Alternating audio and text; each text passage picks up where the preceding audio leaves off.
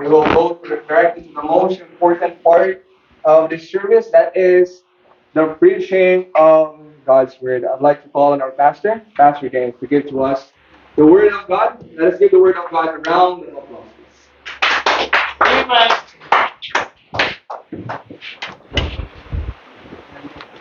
Amen. Thank you, choir, for that wonderful song. Pagkanindot kayo sa maong kanta mga kaigsunan, no? Wow. Hope that uh, that song resonates kung unsa ang na sa imuhang kasing-kasing karon, no? And since it is a the world celebrates Mother's Day today, and but we will having all of our tributes every end of the month. So atong mga tributes will be at the end of the month kay para na ay kaon pagkahuman.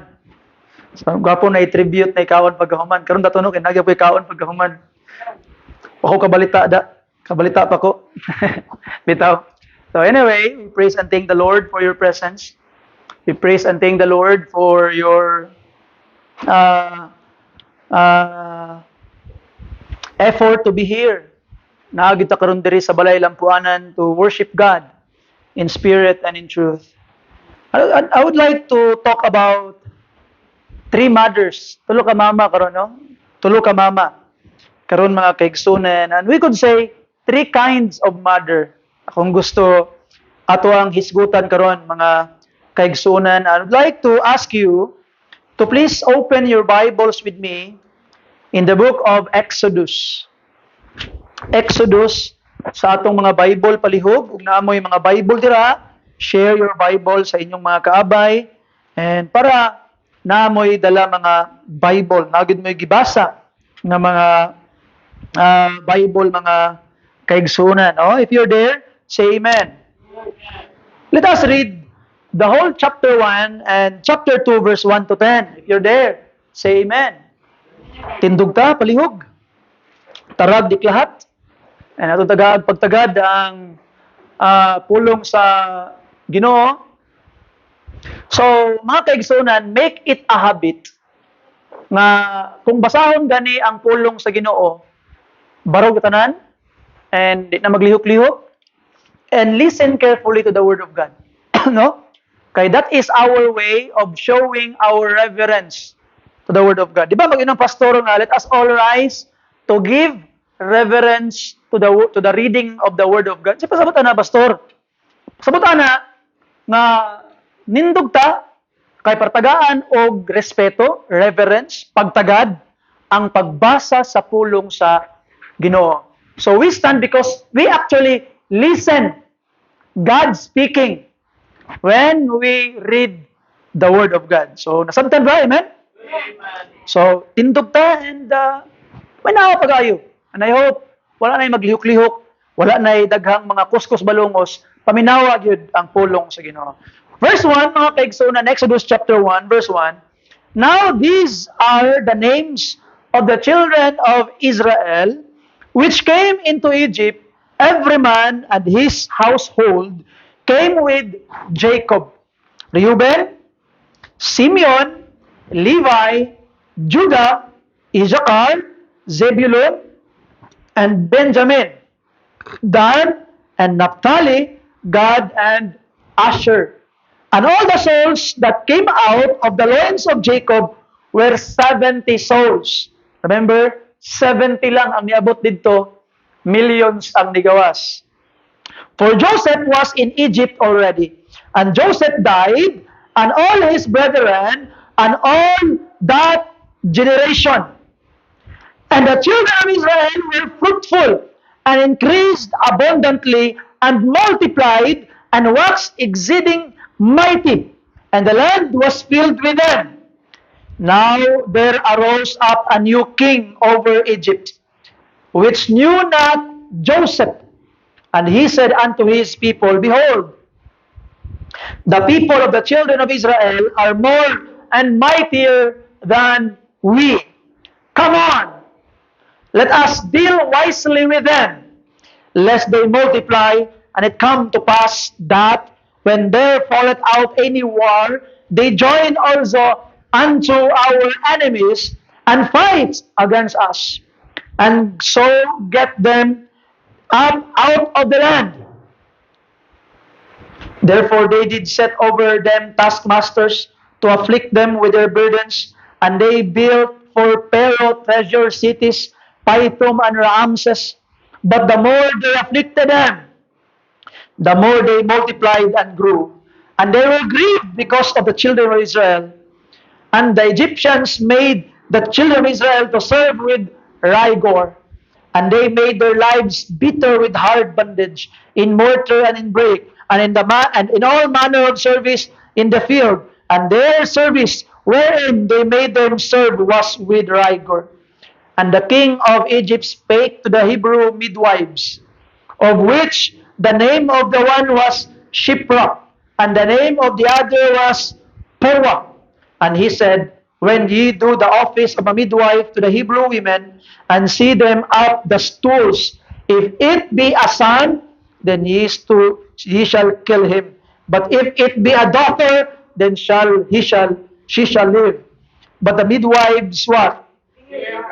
And did not as the king of Egypt commanded them, but saved the men, children alive. And the king of Egypt called for the midwives and said unto them, why have ye done this thing, and have saved the men, children alive? And the midwives said unto Pharaoh, because the Hebrew women are not as the Egyptian women, for they are lively, and are delivered ere the midwives come in unto them. Therefore God dealt well with the midwives, and the people multiplied and waxed very mighty. And it came to pass, because the midwives feared God, that he made them houses. And Pharaoh charged all these people, saying, every son that is born you shall cast into the river, and every daughter you shall save alive. And there went a man of the house of Levi, and took to wife a daughter of Levi, and the woman conceived and bare a son. And when she saw him that he was a goodly child, she hid him 3 months. And when she could not longer hide him, and took for him an ark of bulrushes, and daubed it with slime and with pitch, and put the child therein, and she laid it in the flags by the river's brink. And his sister stood afar off to wit what would be done to him.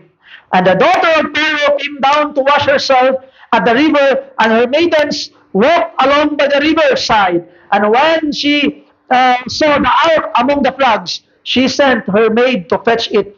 And when she had opened it, she saw the child, and behold, the babe wept.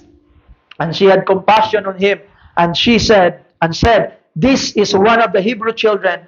Then said his sister to Pharaoh's daughter, shall I go and call to thee a nurse of the Hebrew women, that she may nurse the child for thee? And Pharaoh's daughter said to her, go. And the maid went and called the child's mother. Wow. And Pharaoh's daughter said unto her, take this child away, and nurse it for me, and I will give thee thy wages. And the woman took the child, and nursed it, and the child grew. And she brought him unto Pharaoh's daughter, and became her son. And she called his name Moses. And she said, because I draw him out of the water. Let's pray. Father God, I need you to bless me, Lord. But more than blessing me, we need you to use me, to use us. I pray, Lord, that you'd bless these people, Ginong Diyos. You'd open their eyes, their hearts, that they would receive the lessons na mo dungog karon Ginoo wholeheartedly. And don't only bless them with your word, use them mightily, Lord. I pray, Ginong Diyos, na tagaan minimo kadaugan karon naman. I pray for the mothers. Use them more for your glory, Lord, in Jesus' name. Amen. Amen. Palihog manglingkod ng tanan. Happy Mother's Day. Amen? Amen. Amen. Today, I want to preach a message not just for mothers. but for every person who has been touched by a mother. Ato makita mga kaigsunan nga talking about mothers, some mothers are mothers by birth.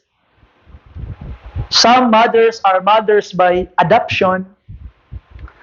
And some nurture children through teaching, praying, mentoring, fostering, or simply loving children. So, I'm not only preaching for mothers or for those people who are touched by mothers, but for all of us who have heart for children. Na kasing-kasing para sa mga bata, di lang kay sa imong mga anak, apan pod sa mga kabataan. And some come to Mother's Day or face Mother's Day carrying pain. Maybe some of us, you still have the pain of losing a mother. The pain, maybe some mother is experiencing a pain of losing a child. Or some is facing the pain of never having children at all. But the beautiful thing about Exodus verses chapter 1 and chapter 2 is this. God shows us three different women. I should say four, because the first one is composed of two mothers. God shows us four different women who impacted children and changed history. And only one of them was a biological mother. Only one of them.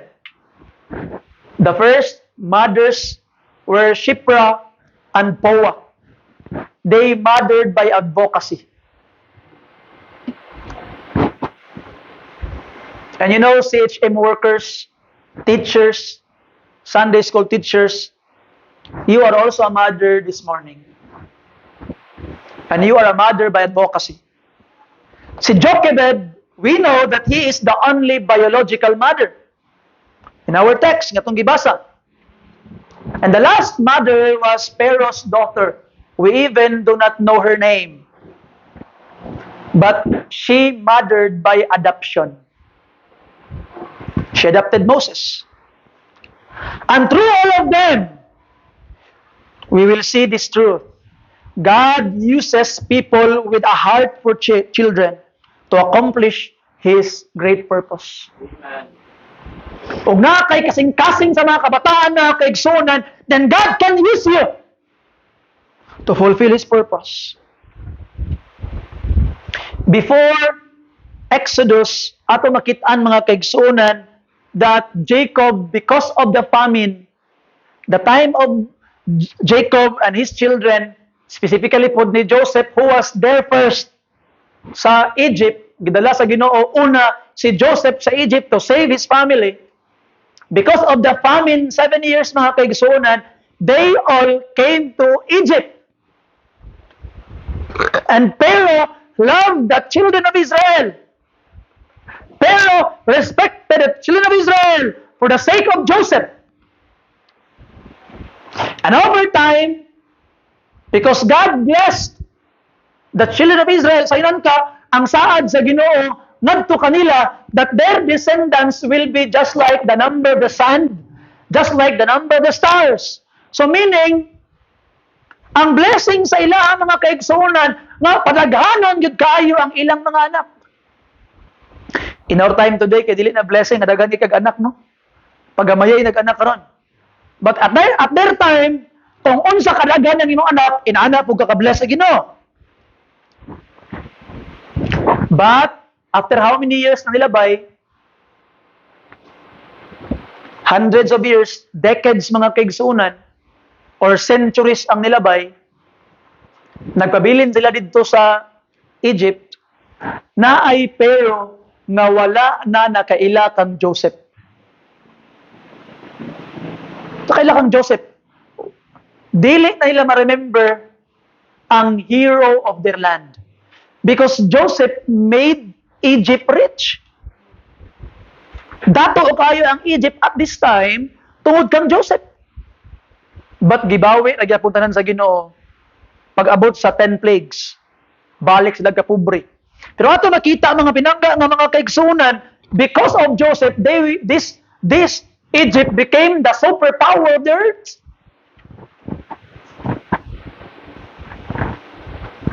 Kay tanang mga nasod sa palibot, sa pag-abot sa famine, dito nagpalit sa Egypt o pagkaon.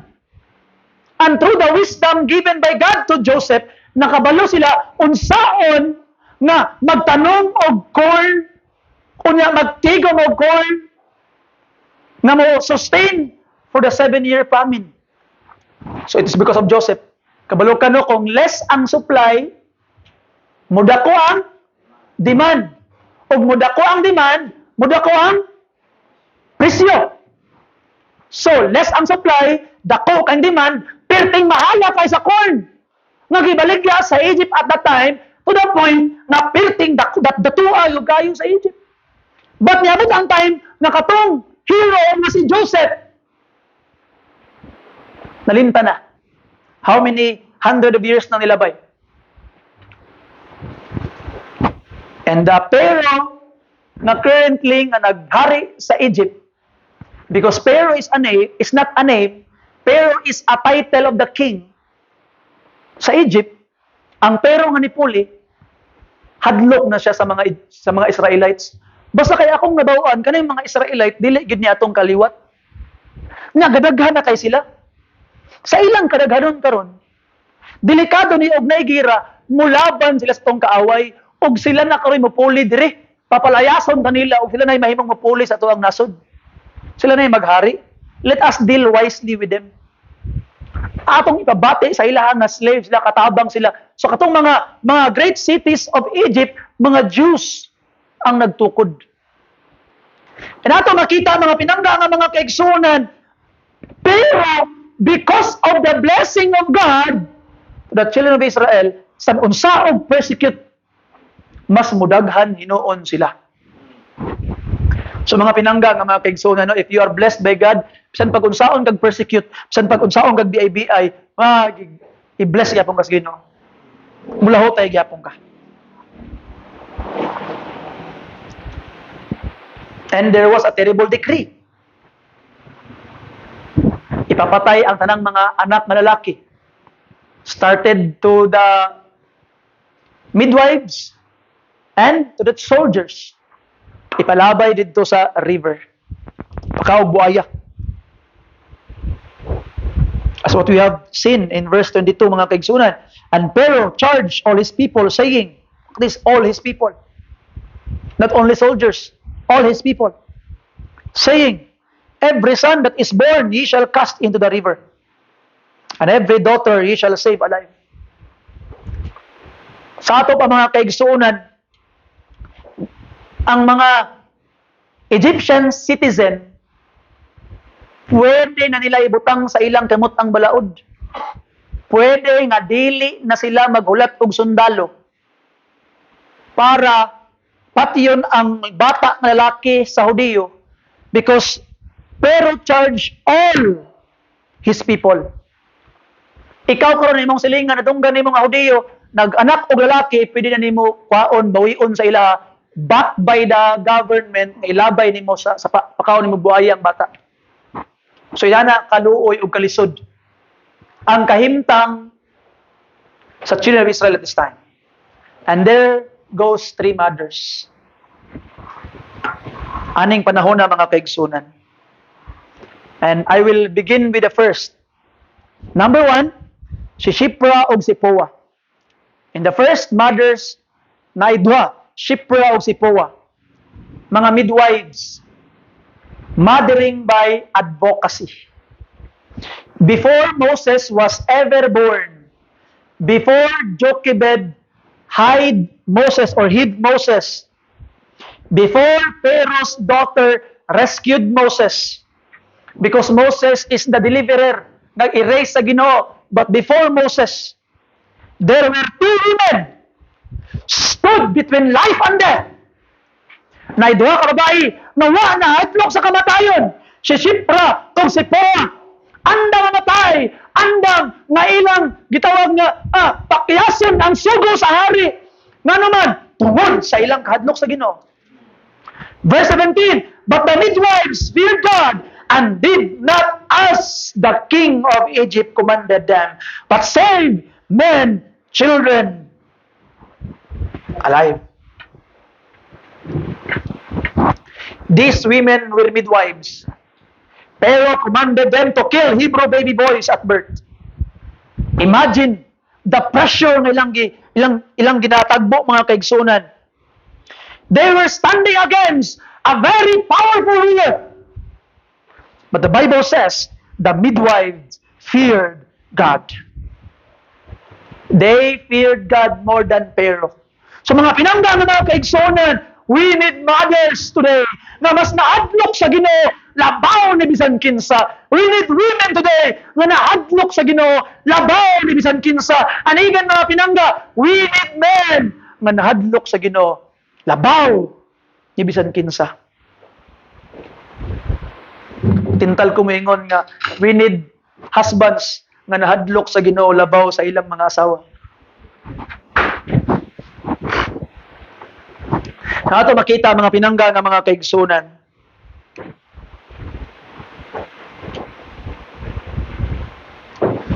These women, number one, choose God over political pressure.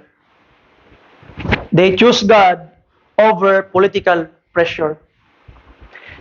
The Egyptian law, balaod na guni sa Hudeo. Di ba? Gihimo aning decree sa Pero. And when that law is already written, if you break that law, na gyud nay kaakabay nga penalty. It could be their own death. Their lives was jeopardized. Why?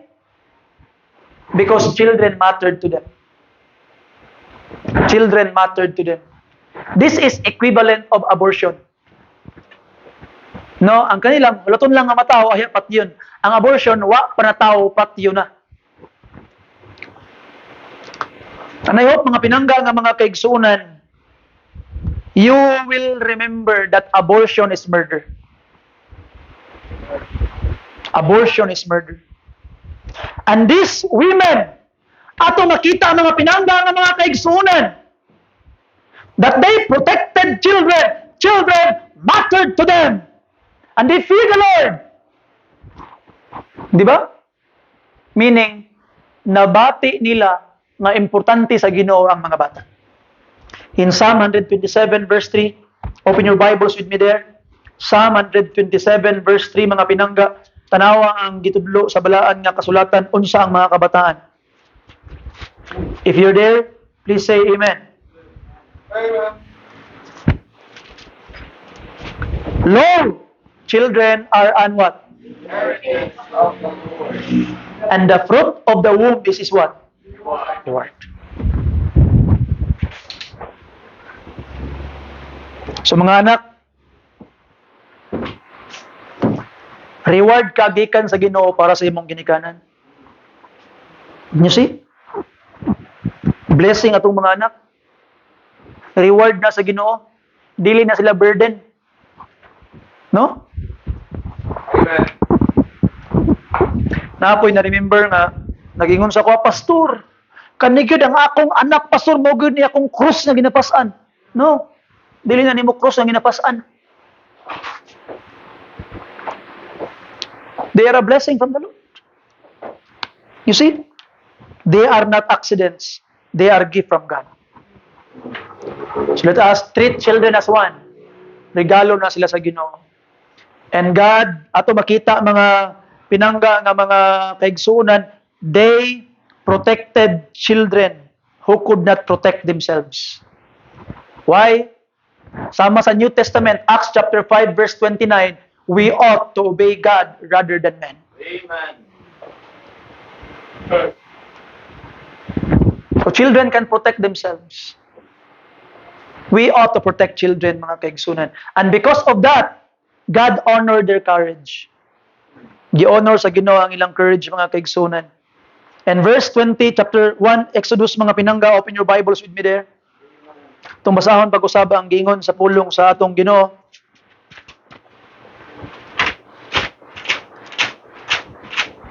Exodus chapter 1 verse 20, therefore God dealt well with the midwives.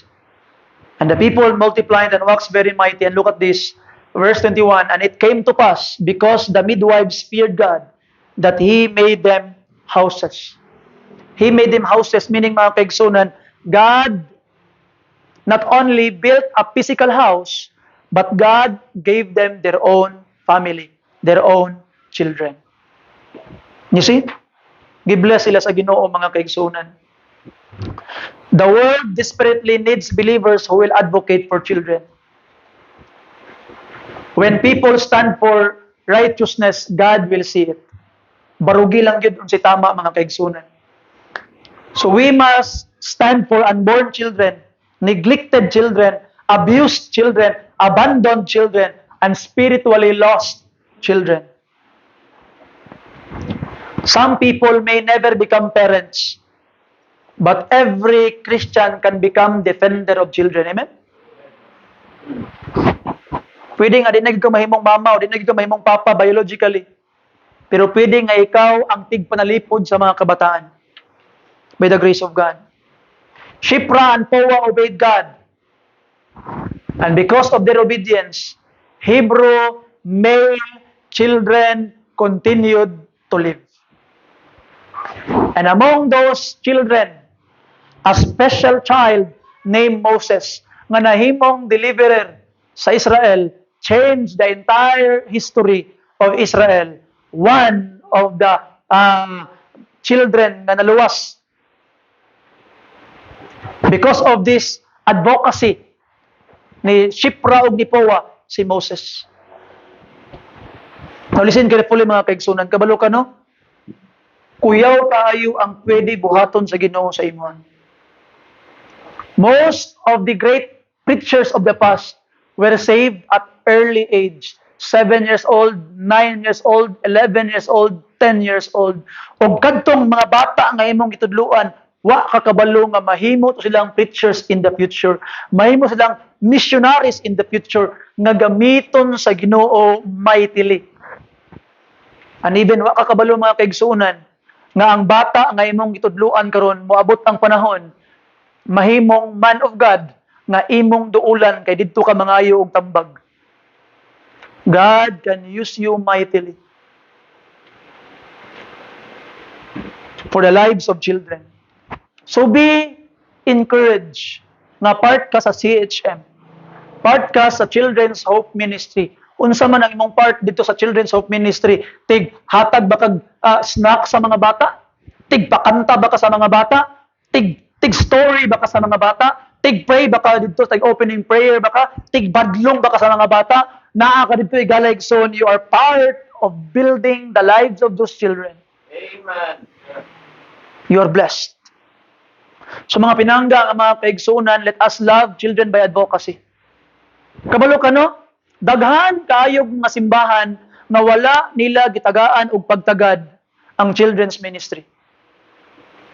You know, I heard churches nga, pastor, wala kay namo gitagaan og pagtagad ang children's ministry, pastor, tungod kay ang children's ministry, ang mga bata dili na sila ka-tithes, dili na sila ka-giving. Dako kay gasto ang children's ministry, nga naman imong sundoon, imong plitihan, imong pakanon, imong pasnakon. Ang mga workers dapat daghan kaayo at imanon imong mga workers. So dako kayo gasto ang children's ministry. Pero ang problema, pastor, ang children's ministry, ang mga bata pag abot sa simbahan dili naka-giving. Mao na nga dili kay namo gitagaan og pagtagad ang children's ministry tungod ana. Pero ato makita, mga in our church, children are very important. Amen? Balag mo gasto ta. Basta kay atong ma-reach out ang mga bata. And that's true. Tinuod po bitaw. Dako gyud gasto ang children's ministry. You see? And some of our workers, gani, they are spending their own money in order to gather children. Na ako'y kailang paitan pag-skindi ang mga bata para magsayo. And they're spending their own money because of it. Why? Because of our love for children. So ato makita mga pinangga nga mga kaigsunan, let us mother children by advocacy. Why? Maybe one of them will one day become great preachers that would bring more people in the feet of Christ. Huwag ka mo mga batanon, maybe you will be that person. One day, mudala mong daghang mga katawan sa tiilan sa Ginoo.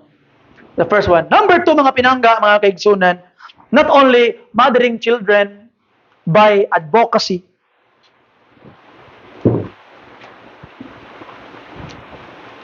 mothering children by biology. Dagan sa ato diri karon mga biological mothers.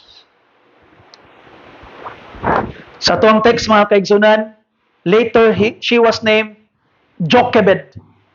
Sa tuang text wala gipanganlan, but he was named Jochebed later mga pinangga nga mga kaigsunan. Si Jochebed lived in a dangerous time. Every knock on the door could mean death for her baby. Siguro paranoid na ni siya ba 3 months ko niya itago. 3 months. Siguro pagpanabang atong mga mananabang, day, ikaw na'y bahala ni day, taguin mong anak day, nga mabuhi day.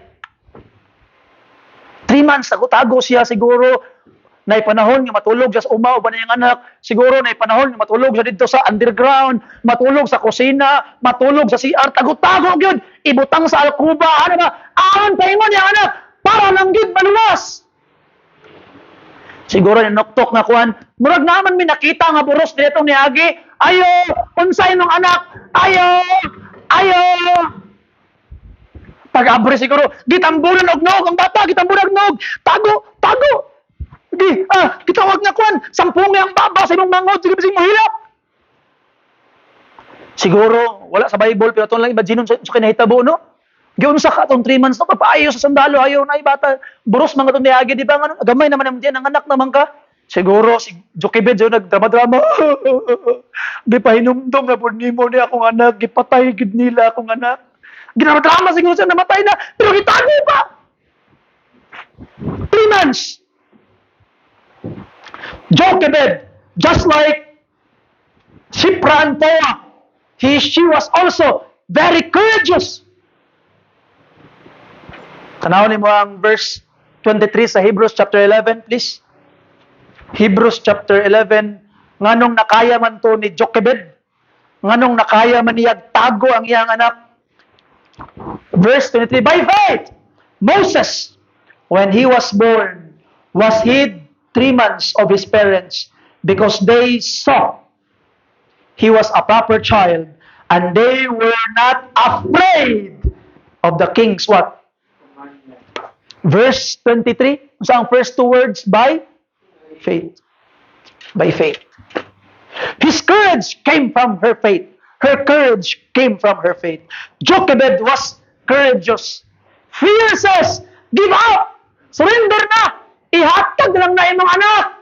But faith says, trust God, padayon, tago-i, lahutay, igsoon. Maybe na mga tao diri mingon nga ay hadlok man kuno kung mga nako unsa akong ibuhi ako lang ni ipakuha no igaligson. Faith says kaya nimo na by the grace of God. Amen. Trust the Lord. Jochebed trusted God in impossible circumstances. And in our time today, parents live in a very difficult time. Sud kayo. And I can really understand that. Kabalo ka no? One of the hardest time for parents is kanibitaw ting eskwela. Hapit ang ting eskwela. Pata na kay 5 kabuk anak. Tanan, paitan mo bagong notebook. Tanan, paitan mo bag. Tanan, paitan mo uniform, sapatos, school supply, na kay 5 kabuk anak. Mao bitaw na, hinaot ko ang mga anak, magsinabtanay. nga ang sinina ni ate, ang uniform ni ate na namana ni manghod na lang para lang gid mo lahot tayo makaskwela. But it's hard. Lisod. Labi na magilak-hilak po. Paliti lagi ko ano bang anong siyara lagi. Dapat patas tanan, paitan isa, paitan tanan. It's very hard. Lisod kayo. Daily tanan ta maka-afford. Amen? Lisod kayo. No, bitaw na, sa mo, bitaw, in our family, we are talking sa akong asawa, and I am telling her, nga, kabantay ka no, nga ang pinakalisod yun nga kahimtang nato sa ministry is kanang ting eskwela og Christmas. Mo gyud ay pinakalisod. Ting eskwela og Christmas. Ting eskwela, wala ba naalabot sa budget niya? Ma-insert nimo sa budget ang mga gamit sa imong mga anak.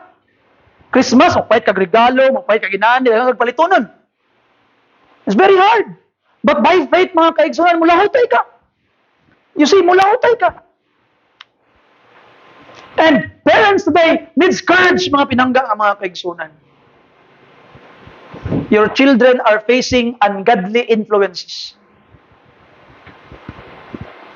No? Kabalo ka no, ang usa sa akong pinakahadlukan pag mag-eskwela ng mga bata, ang influence sa ilang mga classmate. You know, niabot si Francis diri sa Kidapawan, di gid na kabalo unsa nang piste, unsa nang pamalikas, og sa kabalo. First day of school didto, pagbalik diri sa lang kasimana na malikas na.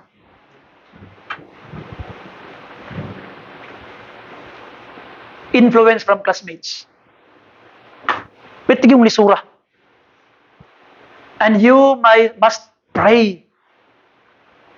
Mga ginikanan na malikas pa ang mga classmates sa imong anak dito sa eskwelahan, mamalikas, naglas balay.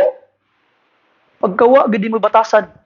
You are trying to raise a devilish child, kung mo manggaling. So ato makita mga pinangga ng mga kaigsunan, ungodly influence. And when I say ungodly influence, you can be the ungodly influence for your children. Repent. Amen. Your children face temptation. Your children will face confusion, violence, and spiritual attack.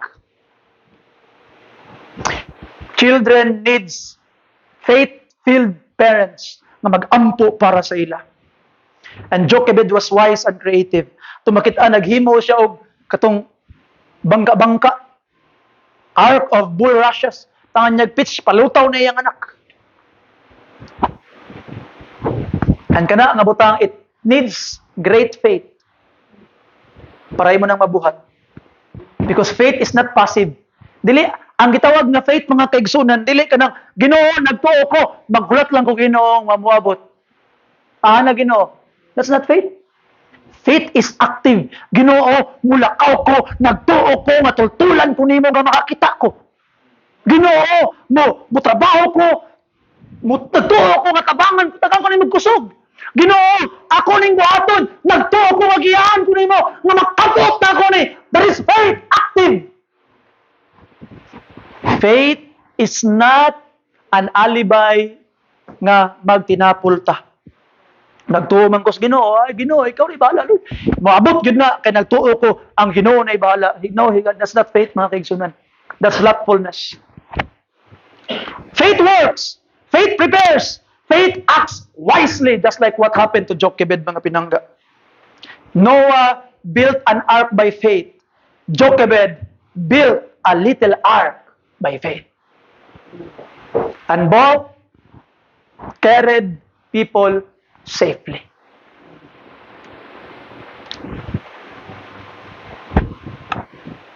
Ang nakanindot, dili ang paghimo og ark ang pinaka kinahanglan og faith. Ang pinaka kinahanglan og faith when you release that ark. So Jochebed released her child into God's hand. This may be the hardest moment sa iyang kinabuhi. Gibutang niya iyang anak sa Nile River. Imagine watching the basket. Nagalutaw-lutaw, palayo ang imong anak. I can already imagine siguro nagtulo ng luha sa mata ni Jochebed. Nagdangon, akong anak, akong anak. Ginoo man ni akong anak. Sugod na yang ate ni Moses, Miriam, sundi si may tabo sa imong manghod, tanawa si may tabo sa imong manghod. But you know, Jochebed trusted God with what she loved the most. And you cannot control the situation of your child's life. One day, there will come a point sa imong kinabuhi na you will let go. Kita bitaw nga mga ginikanan.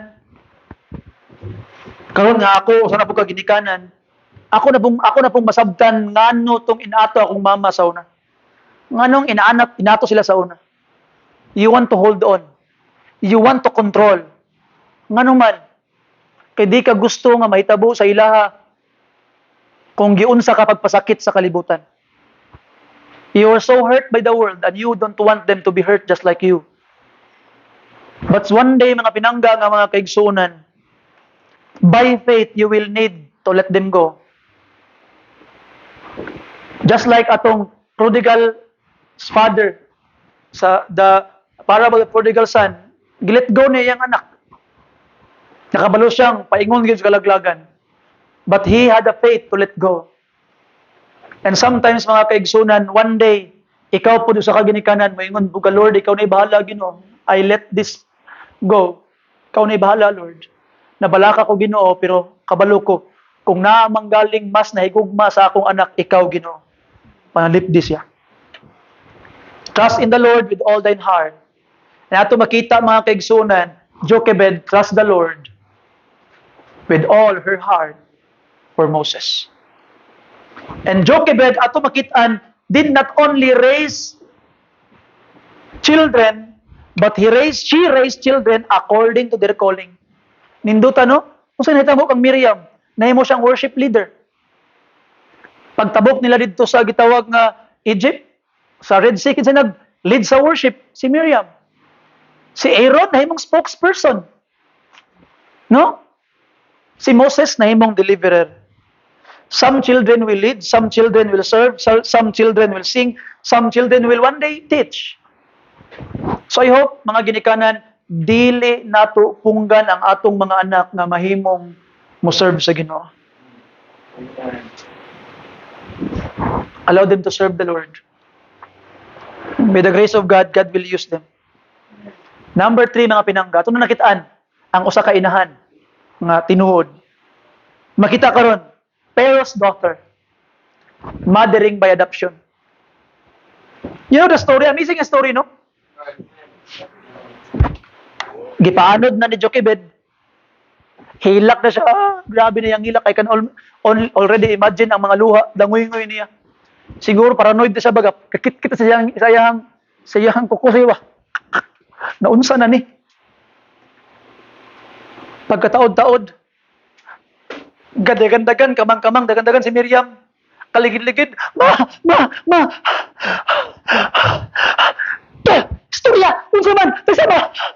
Tubig! Unsa ba? Naunsa yung mangon? Ma! Si Moses. Pangalan eh, si Piro man na yun. Si Manghod. Si pangalan. Ang bibi ma. Unsa man? Unsa ba? Dapiyon niya ang magdaliba. Kakulbaan ako. Unsa?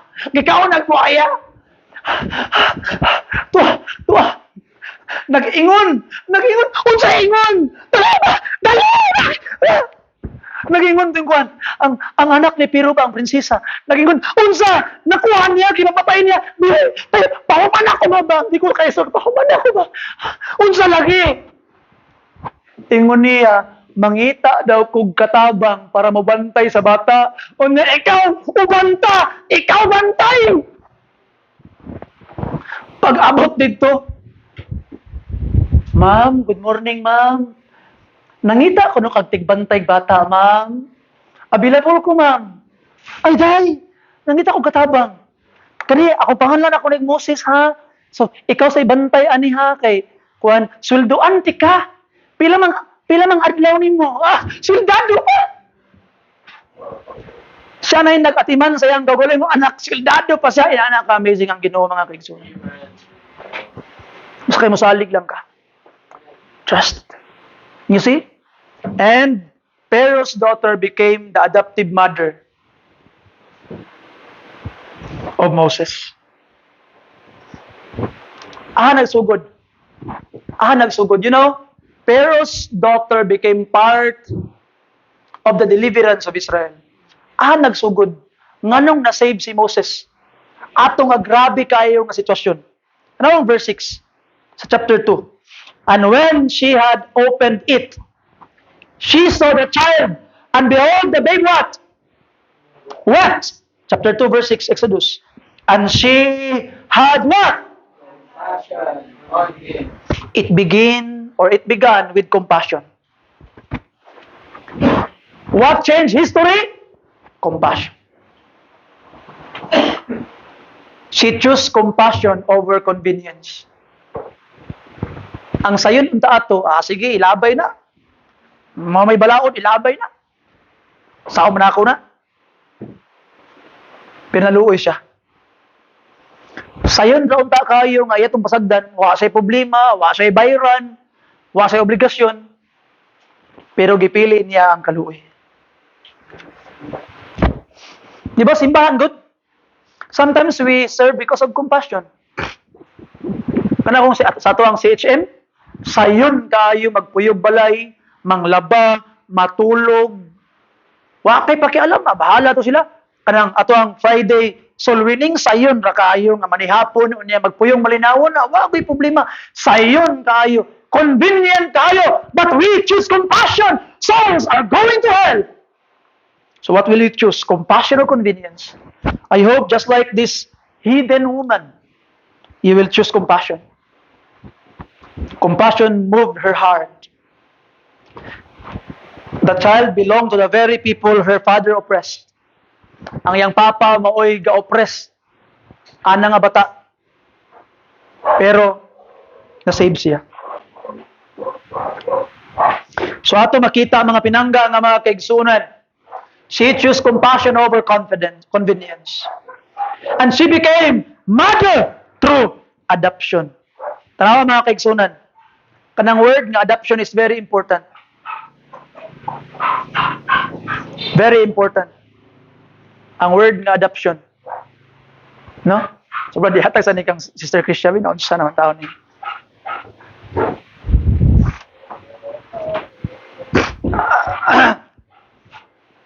Dahil niabot nga kuwan, compassion. Niabot nga rider. Okay? Anyway, going back, she became a mother through adoption. Now open your Bibles with me in Romans chapter 8 verse 15. If you're there, say amen. Please. Romans 8:15. Nana? Kung nana, say aloud amen. Now, ato ang basahon. Doon nga na basa. Kamu basa mga kaigsunan. Ready? Begin. For ye have not received the spirit of bondage again to fear, but ye have received the spirit of adoption, whereby we cry, Abba, Father. You see? Adoption. Spiritually, we are strangers. But God adopted us into His family because of Jesus Christ. Just like Pharaoh's daughter, Jesus found us. Pharaoh's daughter found Moses. At the same time, Jesus found us. Amen. For the Son of Man came to seek and to find that which was lost. And when Pharaoh's daughter found Moses, he adopted him. And when Jesus found us, he adopted us into the family of God. She became a mother through adoption. Kabalo ka, nadawat ito ang spirit of adoption. Kabalo ka, nindot kayo. Kana ito mga adapt ka? Kana mga adapt ka ba? Usahay, murag nay noble thing ang adoption sa kaysa katang bag-anak ka. Nga naman. Kung mga anak ka, nakapili, bakag bata, dili. Di ba, dili? Kung unsay na dito mo, lagi to. Pero love, dito di mo, kaya mo man to. Pero og mga adapt ka, Ato ka dito shelter, na napolo ka bukpata, kani bati manig naong. Kani kagiron man eh. Kani kay mura lain magbatasan. Kani kay mura og gwapahon ngam gamay. Kanina lang. Siguro no.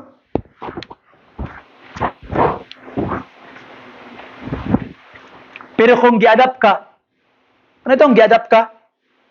Naa sa imong una-una nga gipili gyud ka. Sa kadaghan-daghan pwede adapon, ikaw gyud ang gipili. Now, and that encourages me when I read that we receive adoption from the Lord. Kay ngano man gipili tas Ginoo. You see? God chose you. God found you and chose you to be His. And ato makita mga kaigsunan, the act of compassion changed the world. Pharaoh's daughter probably never imagined that this little boy would become the deliverer of Israel. So never underestimate what God can do through one act of kindness toward a child. Right. A teacher can change a future. A foster parent can save a life. A Sunday school worker can shape eternity. Nakoy na kuan ba murag sa Thailand man siguro to or ato dapit nga unsa ni kaning advertisement ba to or sa ba short film nga there was a little child nga gapangayo tawag pagkaon sa karinderya kay nagtinda magkarinderya sila. Unya katong bata nga babae pwede sa kuha niya kay makadisturbo sa mga maliit. Pawa ano tong babae nga kuan katong bata nga lalaki gipangayo gutom kayo. Iyang papa padlo niya ayo pagpuyo ba kay sa man ka nga kuan nga gutom man na siya. So pagkauman iyang kuan tong bata gitagaan niya pagkaon. To make the long story short, katong bata nakakaon. And nilabay ang pila ka adlaw, niligid, nahimong simana, nahimong bulan, nahimong tuig. Taghan ng tuig nilabay. One day, samtang galutos ka rin diri ay papatiguang na, dalaga na to yung anak babae, natumbag atake. Tug hospital, tambalan, ka problema na siya. Unsa man yon sao na ako ni pag-ayo akong gitawag nga awan pag-ayo akong papa magawas hospital di kagawas. Pagawasay na sila, tingala siya nga ang bill na bayaran na. Unya paghuman na letter. Ang bayad ko sa hospital was paid 20 years ago. Kaya tuning bata nga nakilimos, doktor na day karon, mo'y nagtambal siyang amahan. You see, one act of compassion became a blessing afterwards. Katugani, it was just a physical blessing. How much more ikaw? The blessing you are bringing for children is eternity. One act of compassion karon mga kaigsunan para sa usa ka bata. Dako kay kahimuan. That's why I am encouraging you to be part and support our DVBS. Why? Because it could shape children's life. Join our CHM. Why? Because it could shape and transform children's life. So, son, children matters to God. And everyone can help shape the child's life. And the church must care for children completely. As I close karon paliw nito tanan. There were 3 women change history. Diri mga kaigsunan. The first women, Shipra and Poa, who protected children.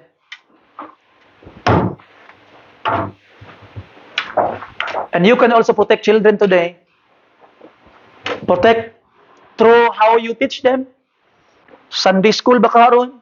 Children's church ba karon? Sa Children's Hope Ministry ba karon? Or even becoming a blessing to children. Nga imo ang gitawag nga makita. Being a blessing to children. Be a mother by advocacy. Si Jochebed, if you are a biological mother, I hope nga dili mo labay ang usa ka adlaw nga di ka makaampo para sa imong mga anak. And just like Pharaoh's daughter, maybe you could give someone chance to have someone who will look after them. Pero ang labaw sa tanan mga kaigsunan, God wants you to become His children. But as many as receive Him, to them gave He power to become the sons of God, even to them that believe on His name. Anak na ka sa Ginoo karon. Maybe you can come to God and thank the Lord, Lord, salamat gihimo ko nimong anak. Ginoo, you are a mother and a father to me. You come to God. Pasalamatis siya, igsoon. Some parents need to surrender their children to God. Some believers need to answer God's call to serve children. Some need to begin showing compassion in practical ways. And some need to trust Jesus Christ as their Savior to become a child of God. Will you come to Him today? Duol saya karon igsoon. You can be saved today. You can be saved today. Father God, salamat Ginoo sa imong kaayo Ginoong Dios. Thank you sa imong message. May you bless this message, Lord, nga may imong panalangin ka namon. I pray that you'd use these people this morning for your glory. Save us, Lord, in Jesus' name. Amen. Padayon sa pagdungo sa mga ulo palihog, let us have an invitation. What's song, Brother Lawrence? Ang tanan itugyan ako. Itugyan ang tanan nga sa Ginoo.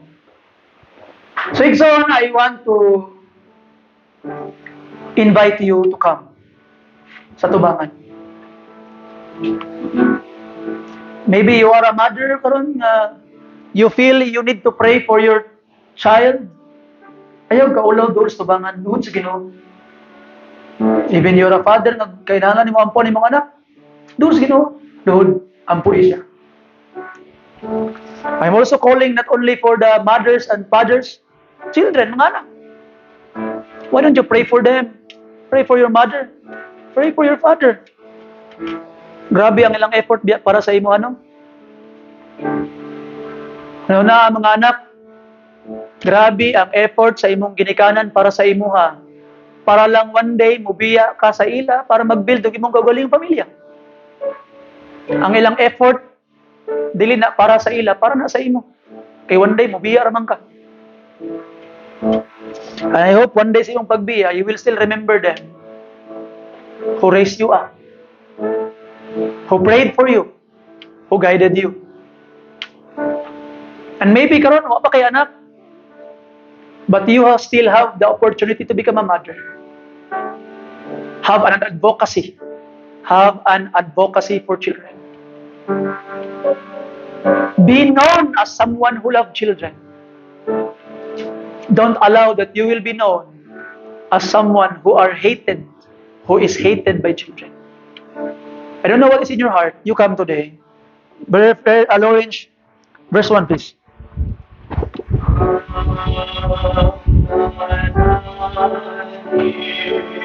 I invite you to come.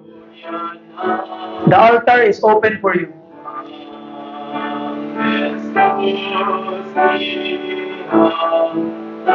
How about you? You come.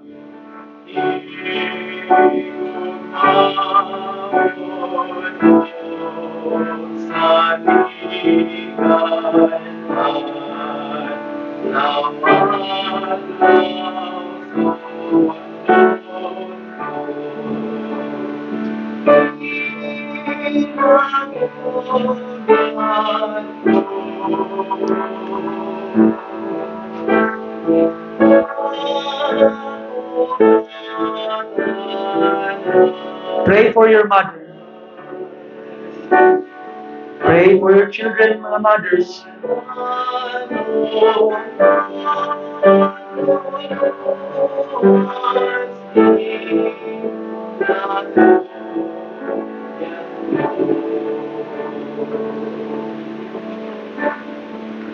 Mga kaigsuunan,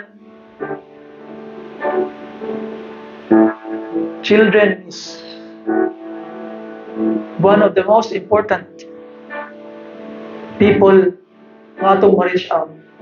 They have a whole life to give for God.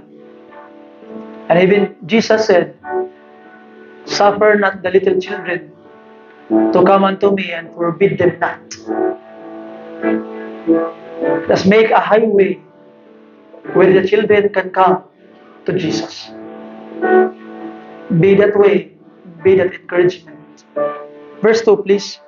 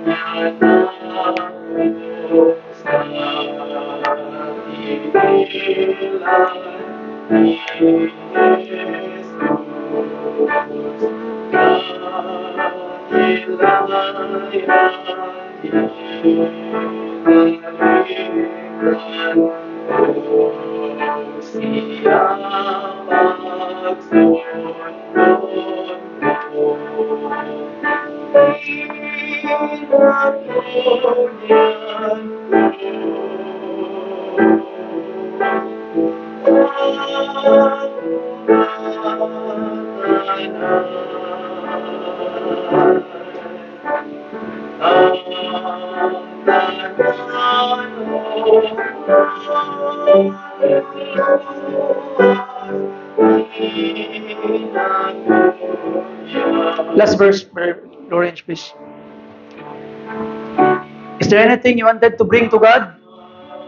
Dala na. It's your opportunity. Pour it out.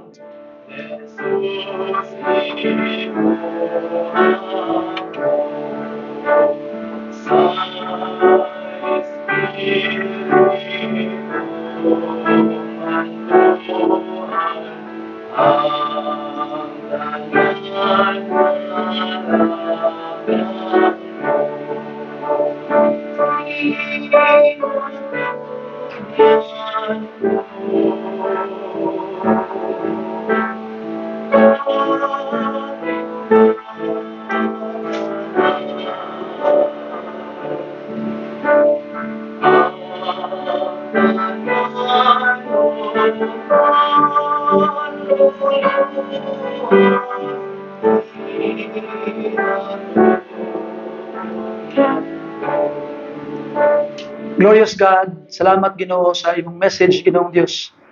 Ikaw Ginoo mag-auban sa mga mama, Ginoong Dios, and even sa mga kaigsuonan, Lord, who are touched by mothers, and even these people, Ginoong Dios, who are having compassion or love for children.